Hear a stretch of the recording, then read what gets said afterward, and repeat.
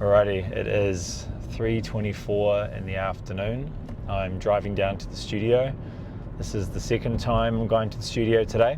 So I got up at 4:30 this morning, which is a little bit later than usual. I usually get up at 4. The reason why I got up at 4:30 is because I try and make sure I always get 6 hours sleep, and I noticed the time was 10:15 when I was going to bed. Like, I was in bed and I noticed the time was 10:15, so I moved everything back half an hour to make sure that I get my 6 hours. I would have fallen asleep by 10:30, and then the alarm went off at 4:30. So I read for about 40 minutes, jumped in the car, went to the studio, and the goal of the studio this morning was to basically apply on the kit the stuff that I've been working on the pad at the moment. I've sort of been tapping into this new way of using my hands, this new concept. It's basically just, a better understanding and a better use of the 4 strokes and open and close. Getting this real fluid motion that I'm tapping into. So I've been doing maybe 2 to 3 hours a night on the pad, and yeah, like I say, this morning was about putting that pad work into practice on the kit, and it was great. It felt really, really good. And then I went home, woke my family up.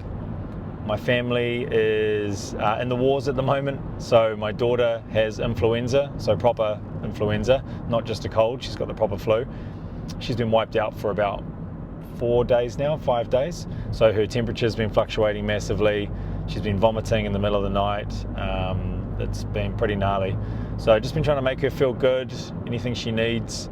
She's just been chilling out on the couch really, and just trying to get some food in her and yeah, just help her through it. It's pretty brutal. And then my wife is 37 weeks pregnant now with our next child, a little boy that we're having, and we can't wait. But obviously at 37 weeks pregnant, she's carrying around pretty much a fully formed baby inside of her, and she's tired and she feels a bit nauseous here and there. We're very much ready for him to enter the world and come into our lives, which we can't wait. So yeah, it's been pretty full on,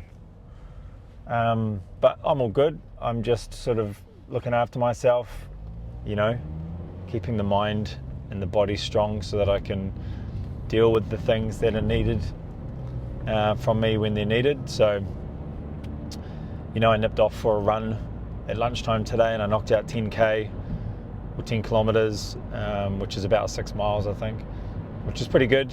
What I'm doing at the moment is volume, so I'm just going for just lots of volume and running. I ran 19 kilometers on Sunday, and I'm trying to get like one 19 to 20 kilometer run in a week, and then the rest of them are sort of 10s. In the last 4 days I've ran 39 kilometers, which is pretty good. And look, I'm not killing myself on these runs because I don't think that that's really beneficial for me, because I've got things I need to do. I need to be able to play the drums, and I need to be able to, even just be able to be physical at home with doing things around the house and whatnot. So beating myself up running isn't going to help. So I tend to sit around sort of zone 3, zone 4 in terms of heart rate, if you know what that means. And yeah, like I say, for me it's just about trying to make sure I feel good while I'm doing it. And then nutritionally, just trying to stay on top of on my stuff as well. So I fast daily still. I tend to not break my fast to at least 12 or 1. My goal is to always sort of be protein heavy when I break my fast. Try and get as much protein in as possible throughout the rest of the day, because obviously, well, not obviously, but well, it is to me, but maybe not to others. Protein's definitely the most important macronutrient. And then and as the day gets on, it gets harder to to not give in to those desires of carbs and sugars and things like that. So I just try and prolong it for as long as possible, because I tend to get to near the end of the day and you're thinking, oh man, an apple pie would be pretty good right now, or anything like that, which my defenses are pretty low at that point.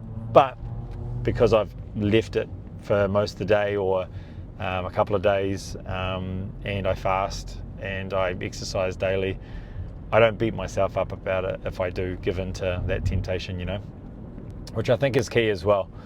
And so, yeah, what's the point of what I'm doing now? I'm going back to the studio now because I'm filming the next episode of Rhythmically Caffeinated, so episode 2. Today's episode is called My Top 5 Drumming Experiences, and I suppose it comes with the caveat so far, so my top 5 drumming experiences so far. And the reason I say that is because I don't believe that I've experienced the top 5 drumming experiences I'm ever going to experience. I'm just going to share 5 of the experiences that left a mark on me. So something that educated me, something that was an incredible experience, or something that I took something from. They're all quite different. I've chosen things that were all very different and impacted me in different ways. So I'm going to do an episode on that today. Rhythmically Caffeinated is like this targeted series that I'm hitting once or twice a week, or once every 1 to 2 weeks. Whereas this is more of like a diary entry, essentially, just a vlog. I believe in output. I believe in content creation, creativity. For me, it's all about output. Like a lot of the ideas that I have, that I get when I'm running or on the kit, just working on things, I find I do really, really well when I explore those ideas and verbalize them. So when I've verbalized them, I find out in that process of talking out loud whether I believe it even more, or maybe it wasn't a great idea. So these, for me, like doing something like this, like a vlog where I'm talking to a camera, a little bit more casual, is very cathartic and very helpful in my process. And yeah, like I say, I just believe in output. It's just really, really good. So it's good for me anyway, just offering more output. So yeah, I'm pulling into the studio right now, and what am I going to do? I can't do that. I'm pulling into the studio now, so I am going to go in there and set up, and yeah, I suppose we'll go from there in terms of I'll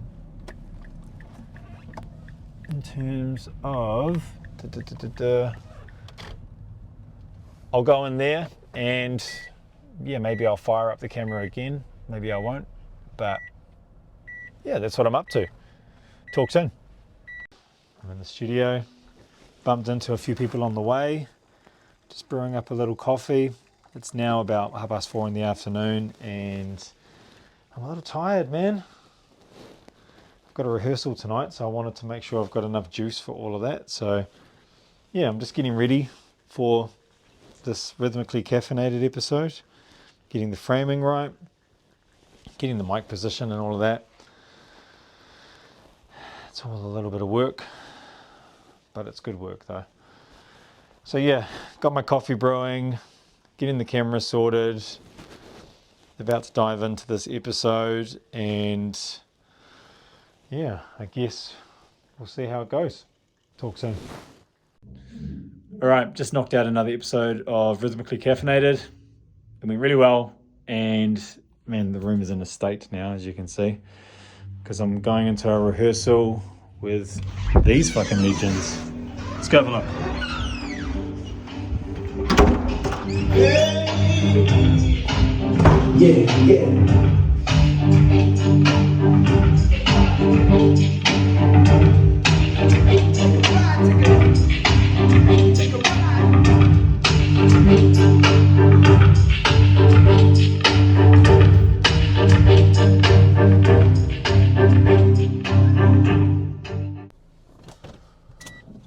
All right, I have finished rehearsal.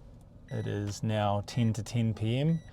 Quite a long day for me, actually. I don't usually have practices this late, but it was a massive success. We knocked it out.